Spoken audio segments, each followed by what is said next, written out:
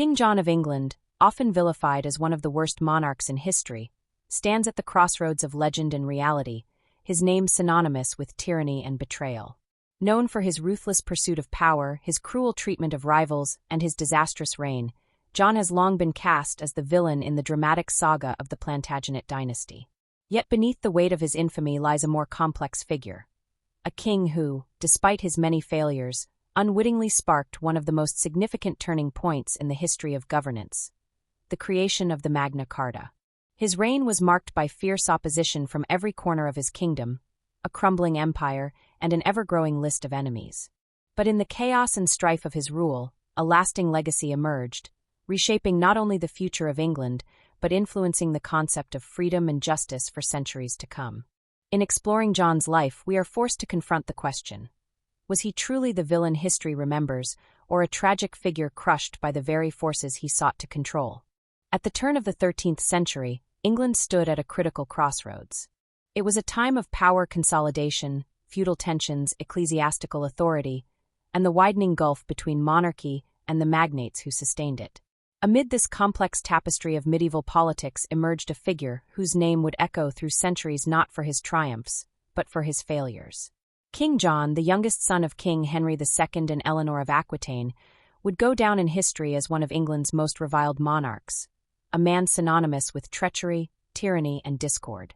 His reign would be remembered less for achievements and more for catastrophic military losses, bitter rivalries, domestic unrest, and the sealing of a document that would evolve into a cornerstone of constitutional liberty: the Magna Carta.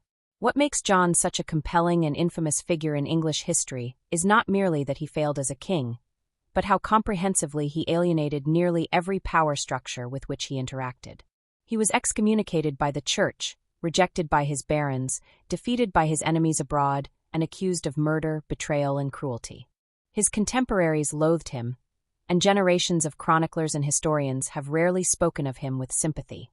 Even in folklore and pop culture, King John appears as a caricature of incompetence and villainy. From Shakespeare's King John to the bumbling, cowardly lion in Disney's Robin Hood, the monarch has lived on more as a symbol of bad kingship than as a fully realized man. Yet, beyond the myths and popular renditions lies a story deeply rooted in the power dynamics of a vast empire, a fractured royal household, and the brutal realities of medieval kingship. To understand John's place in history, one must begin with the family from which he emerged: the House of Anjou, also known as the Plantagenets. The dynasty that birthed him was one of the most formidable and fractious in European history. The Angevin Empire, founded by his father Henry II, stretched from the Scottish border in the north to the Pyrenees in the south, encompassing England, much of Ireland, and vast swaths of modern-day France, including Normandy, Anjou, Maine, and Aquitaine. This vast territorial amalgamation was held together more by personal loyalty and martial strength than by centralized bureaucracy or cohesive governance. Within this sprawling dominion, familial ties often served as catalysts for war rather than unity. Henry II, an energetic and often ruthless ruler, had established dominance over much of Western Europe through conquest, marriage, and feudal diplomacy. His marriage to Eleanor of Aquitaine, one of the most powerful women in medieval Europe, brought the massive Duchy of Aquitaine under English control. But the royal household that resulted was deeply divided. Henry and Eleanor's sons, among them Henry the young king, Richard the Lionheart, Geoffrey of Brittany, and John, were born into privilege and ambition, yet were consistently pitted against one another and, at times, against their father. Henry's inability or refusal to clearly divide his lands and titles among his sons sowed the seeds of perpetual conflict. Frustrated in their ambitions and encouraged by their mother Eleanor, the older sons repeatedly rebelled against their father, turning what should have been a dynasty of shared rule into a battlefield of succession disputes and betrayals. In this volatile environment, John, the youngest of the brood, came into the world in 1166 or 1167, depending on sources, and from early on was marked as the child least likely to inherit anything of consequence. His very nickname, Lackland, stemmed from the fact that when Henry first distributed titles and lands to his elder sons, John received none. This exclusion, though perhaps reasonable in a feudal context where primogeniture and military acumen were valued, would define much of John's early life and psychological makeup. Lacking a defined inheritance, John was forced to carve out a path through manipulation, flattery, and loyalty to his father, at least until it was no longer expedient. Despite his initial lack of status, John was not ignored by Henry. He was educated and trained for leadership and, as he matured, began receiving minor titles and positions of authority. One notable example was his appointment as Lord of Ireland in 1177. Yet even here, John's efforts were marked by immaturity and ineffectiveness. When he journeyed to Ireland in 1185, he reportedly mocked the local Gaelic chieftains and alienated his allies, leading to the failure of his mission. It was an early sign that, while intelligent and capable in certain respects, John lacked the political tact and charisma of his elder brothers. His need to prove himself, coupled with a deep-rooted insecurity, would shape his decisions as both prince and king. John's rise to power was also shaped by the brutal calculus of dynastic death.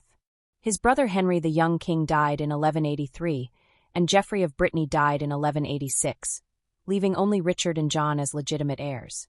During Richard the Lionheart's reign, 1189 to 1199, John's ambitions stirred anew. When Richard was captured by Duke Leopold of Austria during his return from the Third Crusade, John seized the opportunity to try to usurp the throne. He plotted with King Philip II of France, tried to seize control of England, and declared that his brother would never return. It was an act of profound betrayal, both of his monarch and his own blood, and when Richard was eventually released, John's duplicity was not forgotten. Nevertheless, John ascended to the throne upon Richard's death in 1199. His claim was not uncontested. Arthur of Brittany, the young son of Geoffrey and John's nephew, also had a claim. Many nobles in Brittany and Anjou supported Arthur, while others rallied behind John, creating a schism that would eventually contribute to the collapse of the Angevin Empire. John's inability to rally his continental vassals, along with his harsh methods of consolidating power, only exacerbated the situation. Within 5 years of his accession, he had lost Normandy, Anjou, and several other key territories in France to Philip II, signaling the effective end of the Angevin dream. It was a catastrophic blow, not just strategically but symbolically. English nobles with lands on both sides of the Channel now saw their holdings divided, their loyalties questioned, and their confidence in John shattered. These failures on the continental stage were matched by increasing tensions at home. John's rule was characterized by paranoia, cruelty, and opportunism.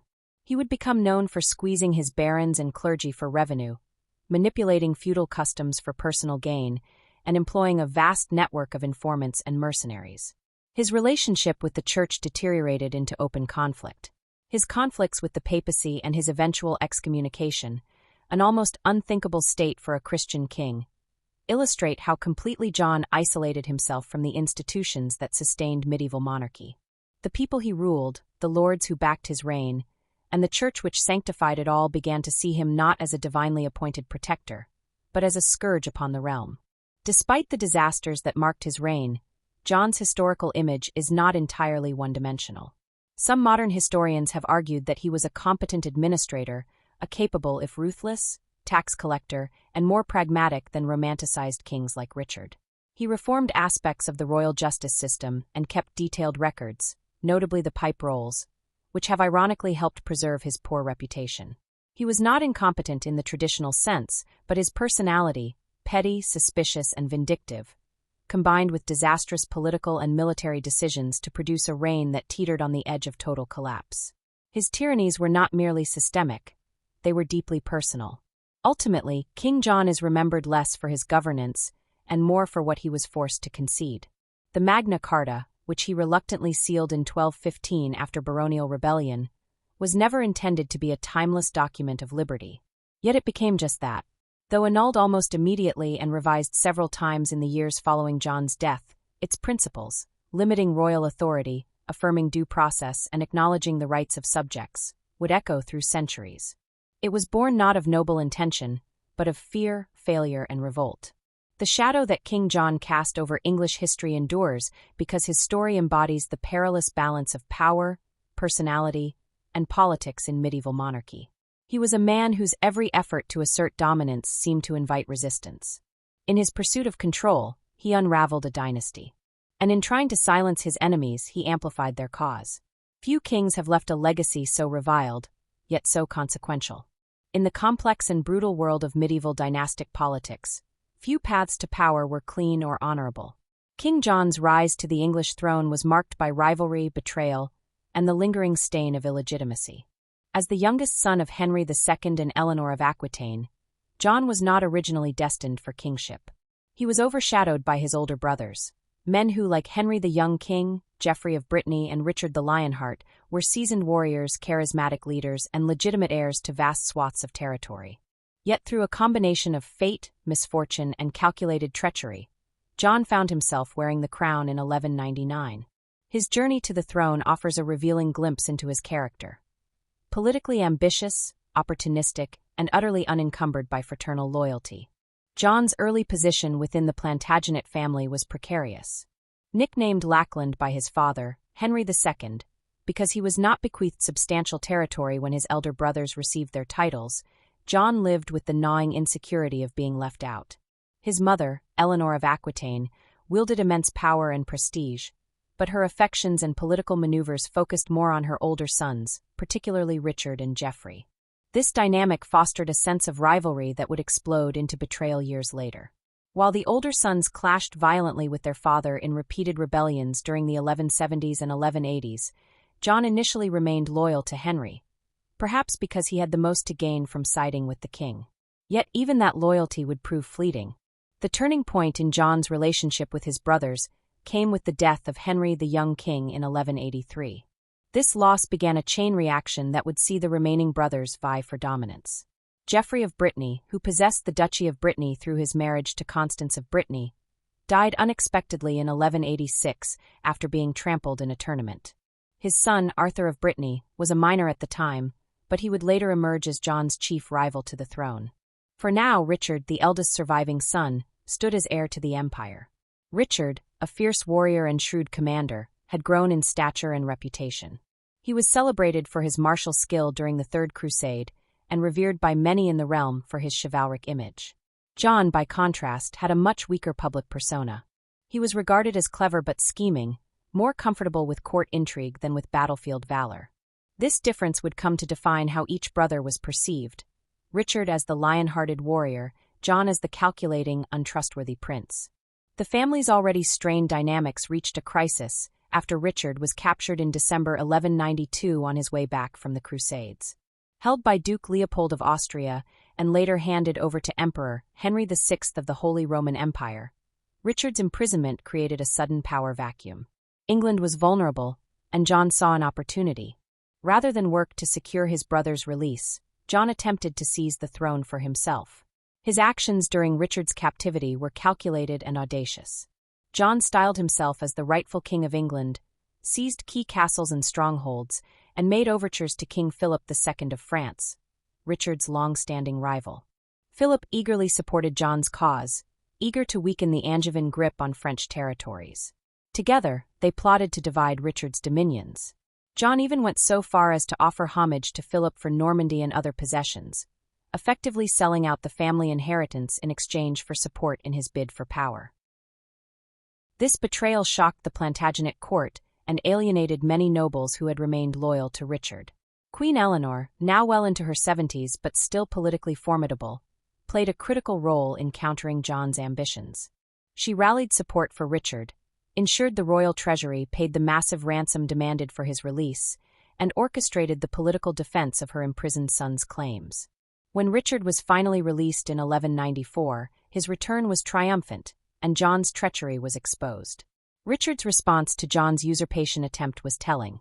Though he publicly forgave his brother, calling him a child who has had evil counselors, he never again placed full trust in him. John was humiliated, stripped of many of the lands he had taken, and reduced once more to a secondary role within the realm. However, Richard did not exclude John entirely from power. Perhaps mindful of his dwindling pool of male relatives, or perhaps recognizing that John was, despite his faults, intelligent and politically savvy, Richard allowed him to remain within the royal fold. From 1194 to 1199, John remained a prince in the shadow of a king, biding his time. He accompanied Richard on campaigns in France, most notably in attempts to reassert control over the western territories lost during his captivity. During this period, John gained valuable administrative experience and further cultivated his relationships with influential barons and bureaucrats. His ambitions were carefully masked, but the hunger for power had never left him. When Richard died in April 1199 from a crossbow wound received during a minor siege at Calais, the succession crisis returned with full force. Richard's death left two primary claimants to the throne, John and Arthur of Brittany. Arthur, though only 12 years old, was the son of Geoffrey, the elder brother between John and Richard, which under strict principles of primogeniture gave Arthur the stronger claim. Moreover, Arthur had the support of many nobles in Brittany, Anjou, and Maine, regions where loyalty to the direct line of descent was valued above English political convenience. John, on the other hand, had the advantage of age, experience, and proximity. He had already begun consolidating support among the English nobility and had the influential backing of Eleanor of Aquitaine, who opposed Arthur's claim, perhaps fearing that a minor on the throne would invite chaos and foreign interference. The French king, Philip II, recognized the instability and sought to exploit the succession crisis to dismantle the remaining Angevin territories in France. He initially supported Arthur, hoping to use the boy as a pawn to further erode English power on the continent. Meanwhile, John moved quickly to secure his own coronation in England. He was crowned at Westminster Abbey in May 1199 with the full endorsement of the English church and baronage. However, his authority remained contested in France. The next few years were marked by war, diplomacy, and ruthless suppression. John fought to consolidate his power, engaging in military campaigns against Arthur's supporters in Normandy and Anjou. The conflict came to a grim climax in 1202, when Arthur was captured during the Battle of Mirbeau. John, reportedly furious and paranoid about further revolts, imprisoned the young claimant and, according to most sources, had him murdered. The details remain shrouded in mystery, but Arthur disappeared from historical record after 1203. The murder of a royal child, especially one with such a legitimate claim to the throne, further blackened John's already sullied reputation. Many French nobles who had supported John turned against him, and Philip II seized the opportunity to confiscate the English-held territories of Normandy and Anjou. By 1204, John had lost most of the continental possessions that had formed the core of the Angevin Empire. These defeats were not just military failures.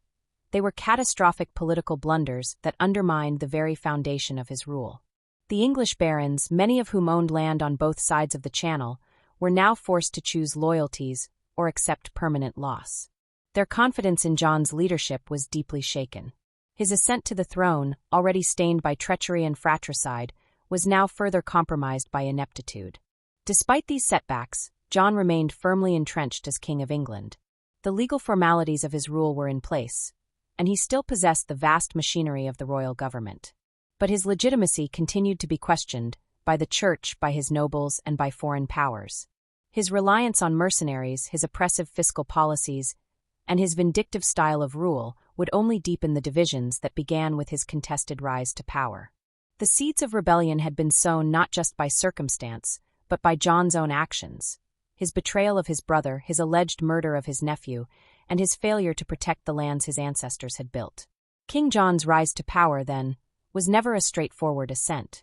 It was an accumulation of political maneuvering, opportunistic betrayal, and the sheer luck of outliving his rivals. But in claiming the crown, John inherited more than a throne. He inherited a realm already slipping from royal control. And the price of his ambition would be the long and bitter conflict that defined his reign, a kingship forever haunted by the question of whether he truly deserved it. The collapse of the Angevin Empire under King John stands as one of the most significant geopolitical reversals in medieval European history. What his father Henry II had built through marriage, diplomacy, and military conquest, an empire that stretched from the Scottish borders to the Pyrenees, was, by the early 13th century, crumbling under John's rule. The loss of Normandy in 1204 was not merely a territorial setback. It was a catastrophic blow to English prestige, royal authority, and baronial confidence in the crown. The failure to hold this key duchy initiated a domino effect, leading to the disintegration of Plantagenet power on the continent and the centralization of a troubled and increasingly tyrannical monarchy in England. As John lost influence abroad, he turned his energies inward, instituting harsh and often arbitrary rule at home, relying on extortionate taxation, judicial manipulation, and a policy of fear to maintain his grip on power. John's inheritance from Richard the Lionheart was precarious from the start. Although John had secured the English crown upon his brother's death in 1199, his authority over the continental possessions, Normandy, Anjou, Maine, and Aquitaine, was hotly contested. The tensions that had simmered during Richard's reign erupted almost immediately under John. His primary rival was King Philip II of France, a shrewd and ambitious monarch who had long sought to weaken Plantagenet dominance over French lands. Philip had earlier supported Arthur of Brittany's claim to the English throne as a means of undermining John, and even after Arthur's mysterious death in captivity, Philip continued his campaign against the English presence in France with renewed vigor.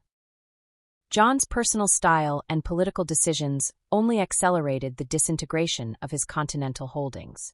He alienated many powerful nobles in Normandy and Anjou through favoritism, heavy-handed justice, and a penchant for arbitrary punishment. Unlike his father and brother, who had maintained alliances with local lords through shared interests and generous rewards, John ruled with suspicion and detachment. One of the most disastrous examples was his treatment of the Lusignans, a powerful family in Poitou. When John married Isabella of Angoulême, she had already been betrothed to Hugh de Lusignan. John not only ignored this prior engagement, but also insulted the Lusignans by denying them compensation or political favor, prompting them to seek redress from King Philip. Philip, seizing this opportunity, summoned John to his court as a vassal to answer the Lusignans' complaints. When John refused to appear, citing his sovereign status as King of England, Philip declared his continental fiefs forfeit and launched a military campaign.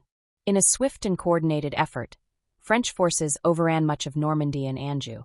John's military response was sluggish and indecisive. Unlike Richard, whose presence on the battlefield had been formidable and inspiring, John lacked the tactical genius and personal charisma necessary to galvanize his forces. His allies in Normandy abandoned him one by one, seeing no hope in resisting Philip's superior strategy and forces.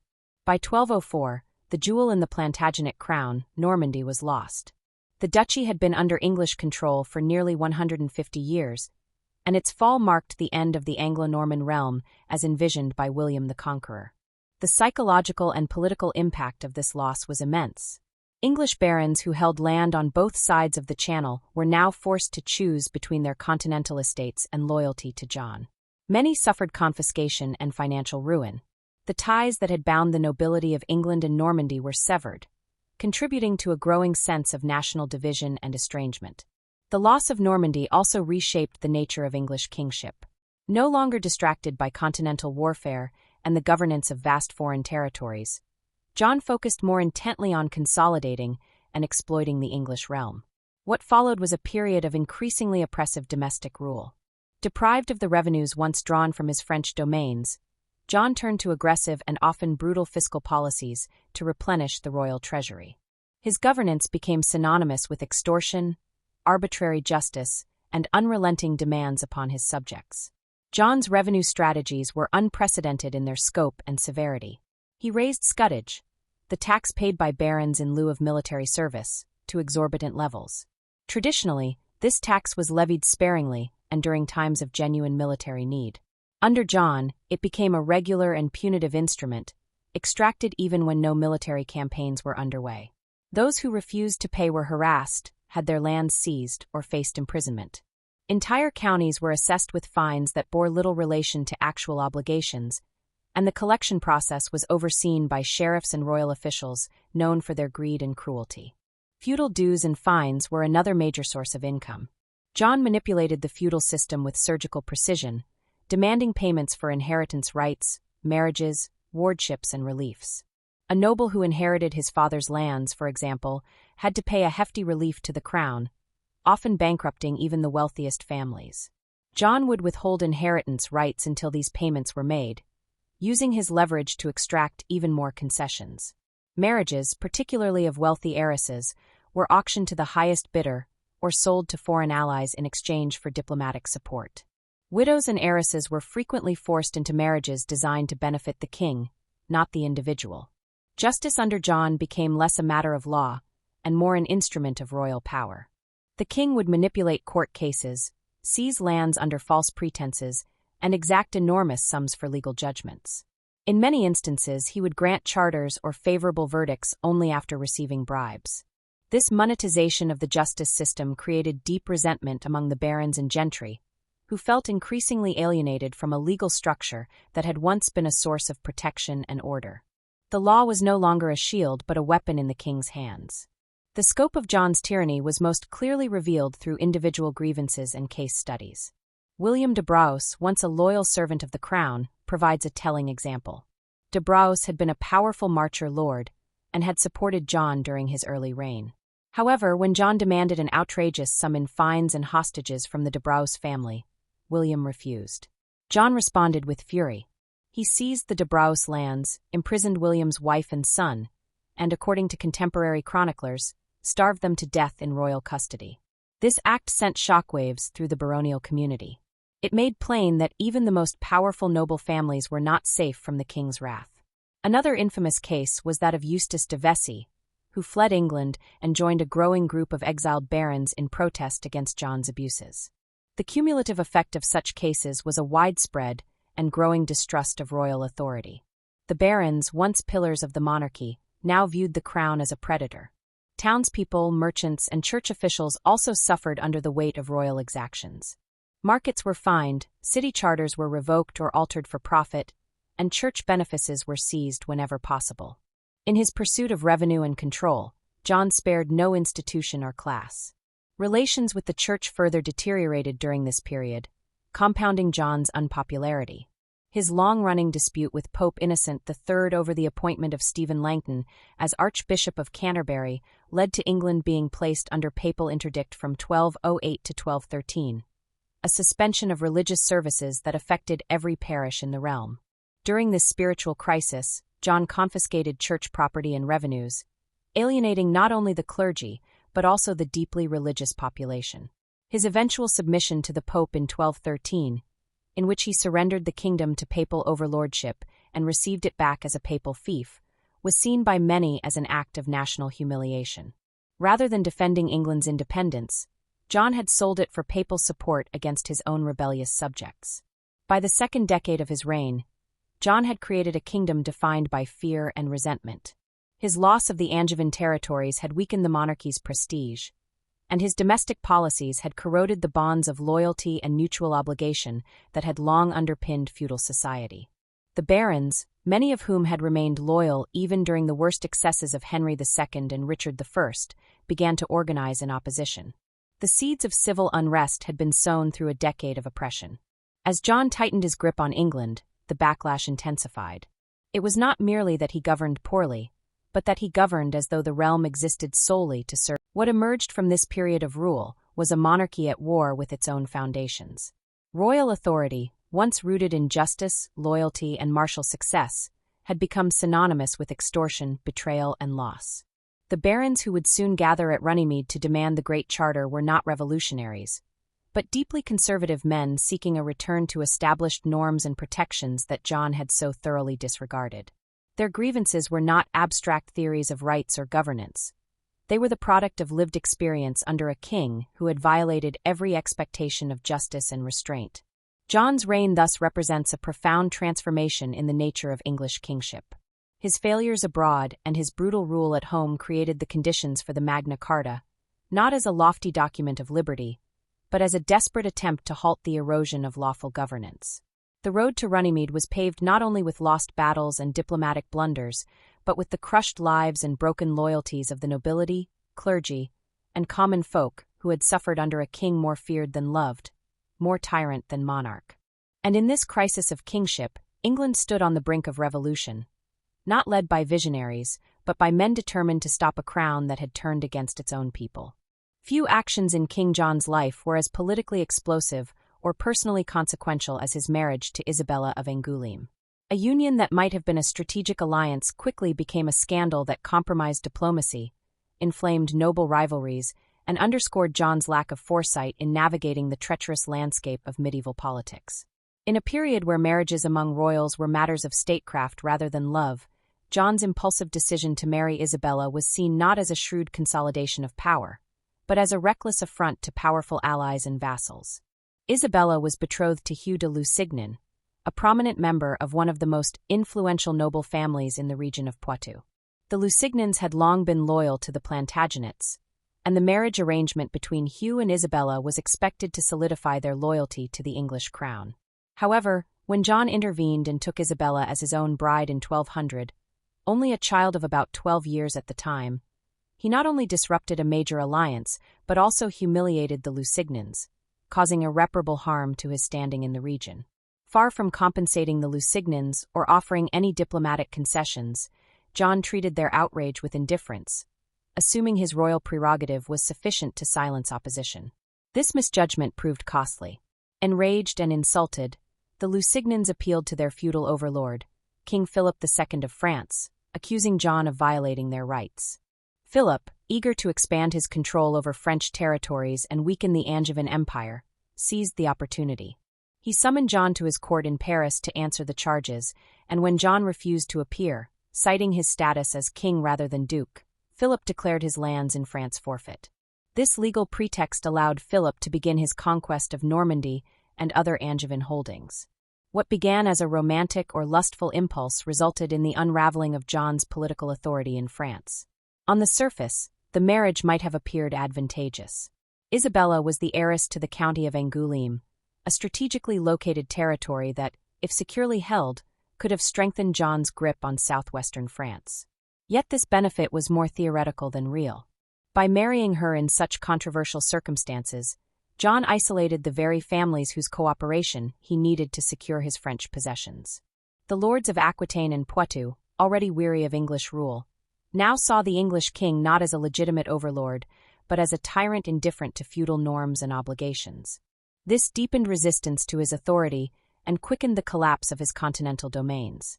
Beyond the diplomatic consequences, the marriage laid bare John's character and his patterns of governance.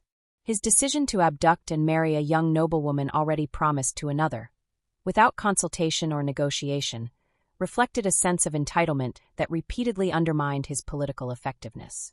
John's contemporaries viewed this act not just as a personal failing, but as a symbol of his disregard for law, custom, and feudal etiquette. In a society governed by reciprocal obligations, where respect and honor were fundamental to political cohesion, John's marriage to Isabella marked him as a monarch who could not be trusted to uphold those principles. Nor did the personal aspect of the marriage repair his reputation. John's relationship with Isabella was marked by jealousy and possessiveness. Contemporary chroniclers, often hostile to John, portrayed him as suspicious and cruel, not only in his dealings with Isabella, but in his wider courtly behavior.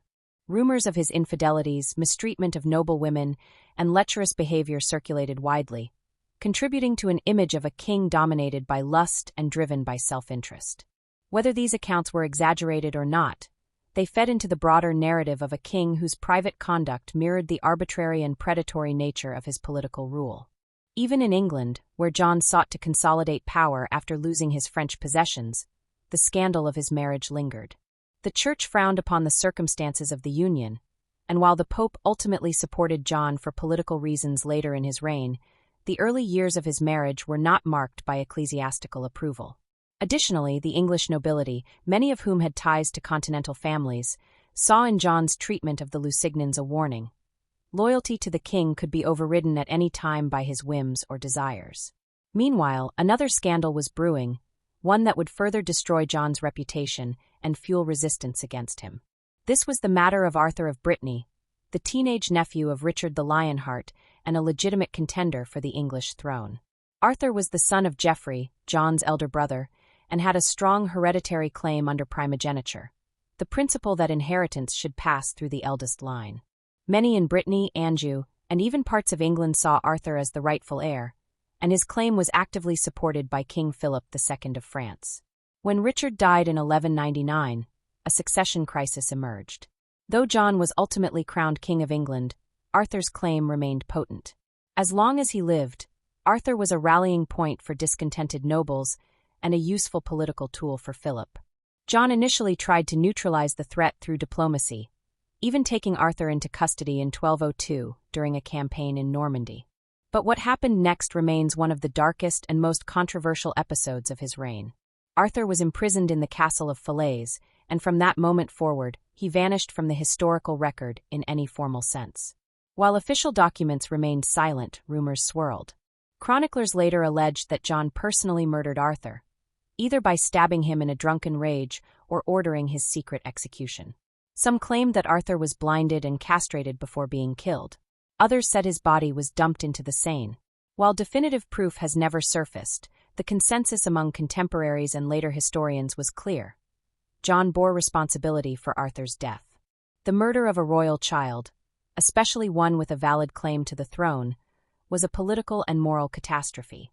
Arthur's death alienated John further from the nobility of Anjou and Brittany, who had supported Arthur's cause. Even in England, where John's claim was more secure, the event cast a long shadow. No matter the legal arguments John might offer about his right to rule, the disappearance of his rival only confirmed suspicions that he ruled not through legitimacy or justice, but through treachery and fear. The international consequences were equally severe. Philip II used the incident to his full advantage, portraying John as a tyrant and child killer. It gave the French king both a moral and political rationale to continue his war against John and to claim English territories as illegitimately held. Arthur had been Philip's ward and political pawn. His murder gave France a permanent casus belli and cast John as a faithless vassal, further justifying Philip's annexation of Normandy and other territories. Even the Pope took note of Arthur's fate. While Innocent III would later align himself with John against rebellious English barons, his earlier communications with Philip and other rulers indicated concern over the murder. The Church was deeply invested in the principles of dynastic legitimacy and justice. The idea that John had killed his nephew in secret imprisonment made him appear unworthy of Christian kingship. This compounded his growing isolation in Europe, where monarchs increasingly viewed him as a volatile and dangerous figure. At home, the consequences of Arthur's disappearance fed into the growing distrust between John and the English barons. Many had accepted John's kingship out of political necessity, but the murder added a layer of revulsion to their discontent. Combined with his loss of Normandy, his fiscal abuses, and his judicial overreach, the killing of Arthur confirmed in many minds that John was a man without scruples, willing to kill even his kin to preserve his authority. In both the Isabella affair and Arthur's death, a pattern becomes unmistakable. John acted without consultation, without regard for precedent, and without consideration of the long-term political costs. He was impulsive in his passions, ruthless in suppressing threats, and blind to the ways in which power, to be legitimate, must be exercised with restraint. His marriage disrupted alliances and provoked war. His handling of Arthur provoked revolt and branded him with infamy. Both acts demonstrated the central flaw of his reign, an inability or refusal to recognize that kingship required more than possession of the crown. It required diplomacy, trust, and a reputation for justice. These two episodes did not occur in isolation. They were deeply entangled in the wider crises of John's rule. His need to assert dominance in France led to the hasty marriage. His fear of rival claimants led to Arthur's likely murder. Each response solved a short-term problem while creating a long-term disaster. These were not merely scandals. They were the clearest signs of a monarchy coming unmoored from its moral and political foundations. In the eyes of his subjects and his peers, John was no longer just a bad king. He was a dangerous one. And in that danger, the seeds of rebellion and reform were already beginning to grow. The early 13th century was a tumultuous period for King John of England, marked by significant conflicts both with the Church and on the battlefield. Two pivotal events during this time, the dispute with Pope Innocent III and the Battle of Bouvines, had profound implications for John's reign and the future of England. The conflict with the Church began in 1205 following the death of Archbishop Hubert Walter. The monks of Canterbury, seeking to assert their autonomy, secretly elected Reginald, their subprior, as the new archbishop. King John, asserting his traditional rights over ecclesiastical appointments, rejected this choice and nominated John de Grey, the Bishop of Norwich, instead. This dual election led to a dispute that was escalated to Pope Innocent III. The Pope invalidated both elections and, in 1207, appointed Stephen Langton, a respected theologian, as Archbishop of Canterbury. John's refusal to accept Langton's appointment led to severe ecclesiastical sanctions. In 1208, Pope Innocent III placed England under an interdict, suspending religious services and sacraments across the country. This was a powerful tool of the Church, effectively isolating the kingdom spiritually and socially. The situation worsened in 1209 when John was excommunicated, further alienating him from the Christian community and undermining his authority. Despite these sanctions, John maintained his stance, exploiting the situation to seize church properties and revenues, bolstering his treasury. However, the pressure mounted as his political position weakened, especially with the growing discontent among his barons. In 1213, facing the threat of French invasion and internal rebellion, John capitulated. He accepted Langton as archbishop and, in a dramatic gesture, surrendered the Kingdom of England to the Pope, receiving it back as a papal fief. This act made England a vassal state of the papacy, with John pledging annual tribute and fealty to the Pope. This submission had significant implications. It restored John's standing with the Church, lifting the interdict and excommunication. Moreover, it provided him with papal support against his rebellious barons, as the Pope now had a vested interest in maintaining John's authority. However, this move also portrayed John as a king willing to compromise national sovereignty for personal gain, further eroding his reputation. In the same year, John sought to reclaim his lost territories in France. He formed an alliance with Holy Roman Emperor Otto IV and Count Ferdinand of Flanders, aiming to challenge King Philip II of France. John planned a two-pronged attack. He would advance from the south, while his allies would engage Philip from the north. Initially, John achieved some success in the Loire Valley, but his northern allies faced a decisive confrontation at the Battle of Bouvines in 1214. The Battle of Bouvines was a significant turning point. Philip II's forces decisively defeated the Allied army, capturing key leaders and effectively ending John's hopes of reclaiming his French possessions. This defeat not only solidified Philip's power in France, but also weakened John's position in England. The loss undermined his credibility and intensified the baronial opposition, setting the stage for the rebellion that would lead to the sealing of the Magna Carta in 1215. King John's disputes with the Church and his military failures, particularly at the Battle of Bouvines, significantly weakened his authority and altered the course of English history.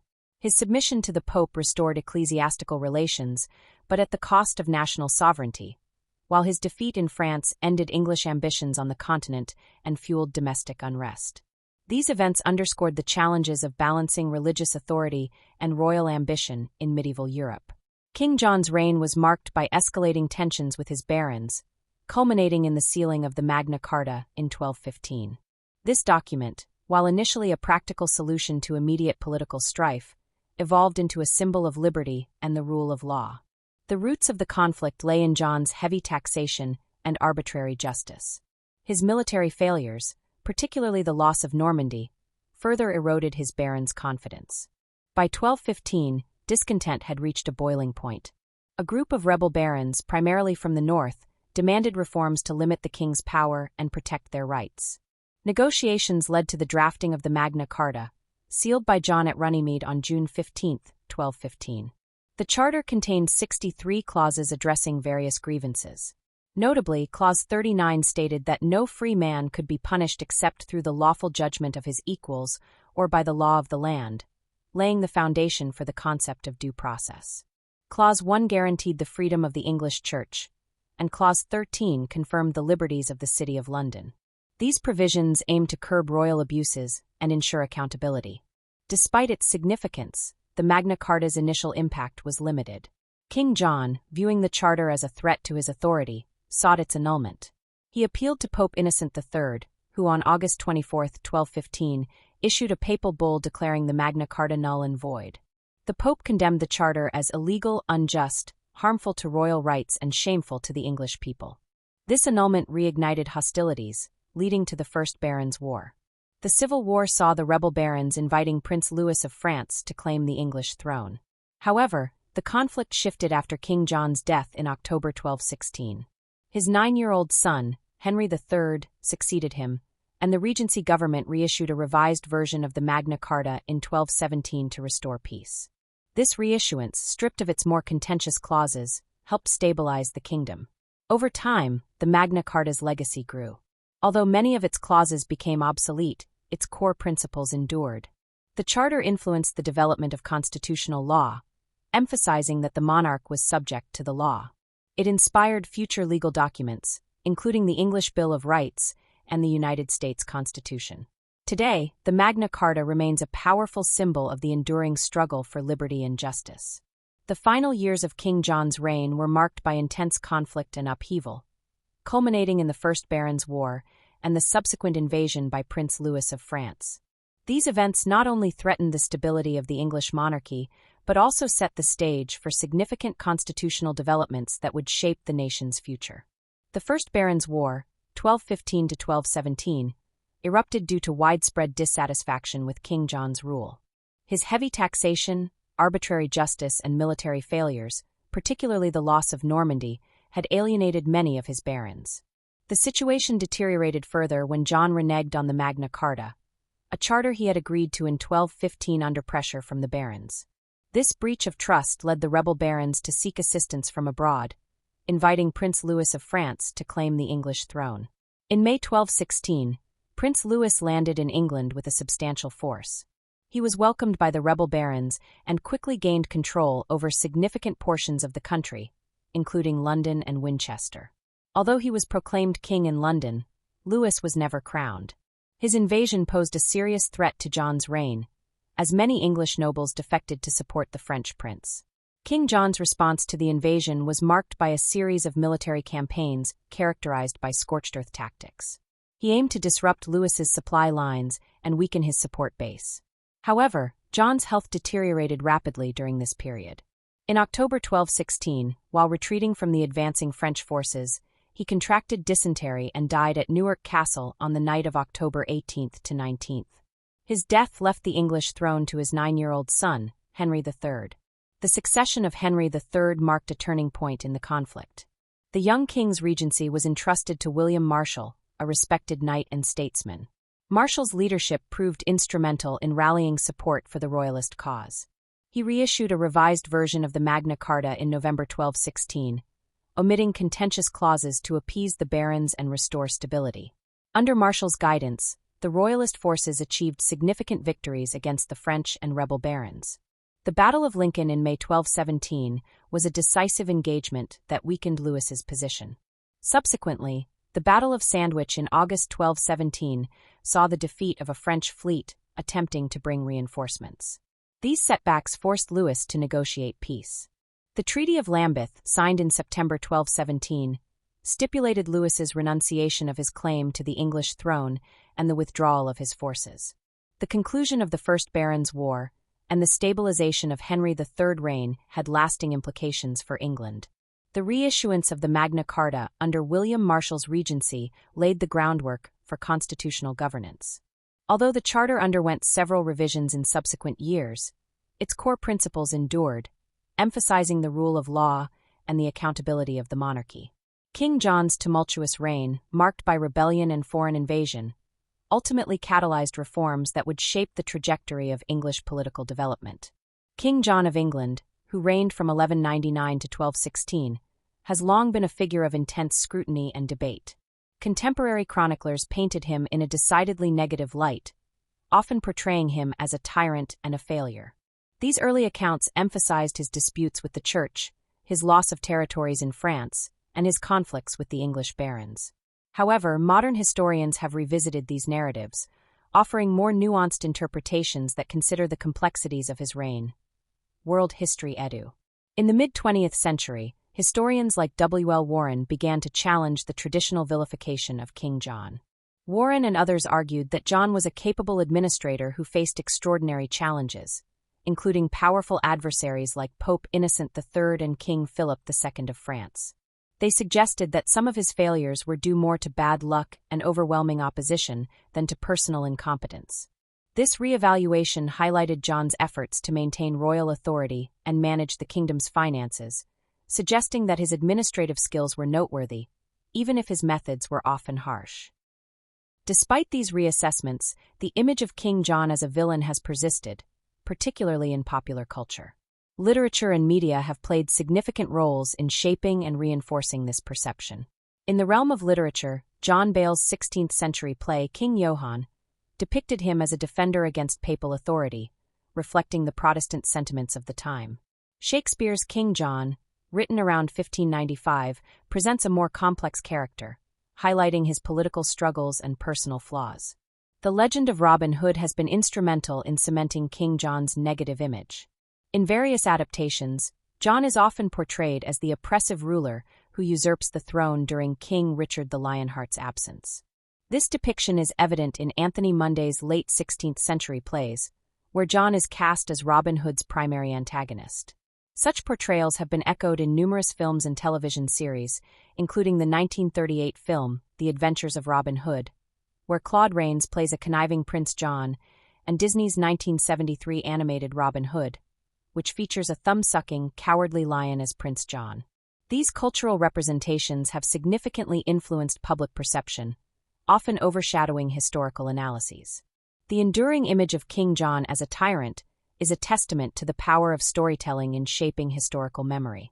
While scholarly work continues to offer more balanced views, the portrayal of King John in popular culture remains largely negative, reflecting the narratives established by early chroniclers and perpetuated through centuries of literature and media. King John of England remains one of the most contentious figures in English history. His reign was fraught with conflict, betrayal, political failure, and the kind of heavy-handed governance that bred deep resentment among his subjects, especially the barons. Yet to label him merely a tyrant is to overlook the intricacies of his rule and the circumstances that shaped his actions. His legacy is stained by ignominy, but also marked by unintended consequence. The birth of a document that would come to symbolize the struggle for liberty, Magna Carta. In this tangled narrative lies a monarch whose story resists simplification. From the very beginning, John's reign was shadowed by crisis. As the youngest son of Henry II, he was never expected to rule, earning him the nickname Lackland. His rise to the throne in 1199 came through the attrition of his more prominent brothers, particularly Richard the Lionheart. But his accession was not without controversy. Many in the Angevin Empire, especially in France, did not see John as the legitimate heir, favoring instead his nephew, Arthur of Brittany. This dynastic rivalry culminated in Arthur's capture and probable murder, a crime that, though never proven, forever tainted John's reputation both at home and abroad.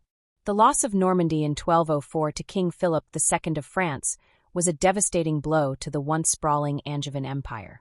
Not only did it shatter the territorial ambitions of the Plantagenets on the continent, but it also eroded John's standing among the English nobility, many of whom held lands in France and now saw their influence and wealth diminished. His failure to recover these territories in later campaigns, especially after the humiliating defeat at the Battle of Bouvines in 1214, further weakened his position. Domestically, John's rule was marked by an increasingly autocratic and extractive governance style. He implemented severe taxations, levied scutage fines relentlessly, and manipulated the justice system to his advantage. His financial policies, though partly a response to military failure and the loss of revenue from French lands, were executed with a disregard for precedent and the feudal customs that traditionally bound king and vassal. Nobles were fined exorbitant amounts for relatively minor infractions, legal cases were delayed or resolved based on payment, and loyal service was often rewarded with suspicion or indifference. This generated a profound sense of betrayal among the elite and laid the groundwork for open rebellion. John's relations with the Church were equally disastrous. His refusal to accept Stephen Langton as Archbishop of Canterbury led to England being placed under interdict by Pope Innocent III in 1208, and John's own excommunication in 1209. Though he eventually submitted in 1213 and even agreed to make England a papal fief to restore relations with Rome, this dramatic reversal only deepened the sense that John ruled with desperation rather than dignity. His actions consistently reflected a monarch who sought short-term gain, often at the expense of long-term stability. One of the most infamous episodes of his reign came in 1215, when baronial dissatisfaction erupted into open rebellion. Forced by the threat of civil war, John agreed to seal Magna Carta at Runnymede. The charter was not originally a democratic manifesto, but a practical document aimed at curbing the king's abuses and reasserting feudal privileges. Nevertheless, it set a precedent for the principle that the king was subject to the law, a revolutionary idea for its time. John's immediate annulment of the document, with the support of the Pope, reignited hostilities and led to the First Barons' War.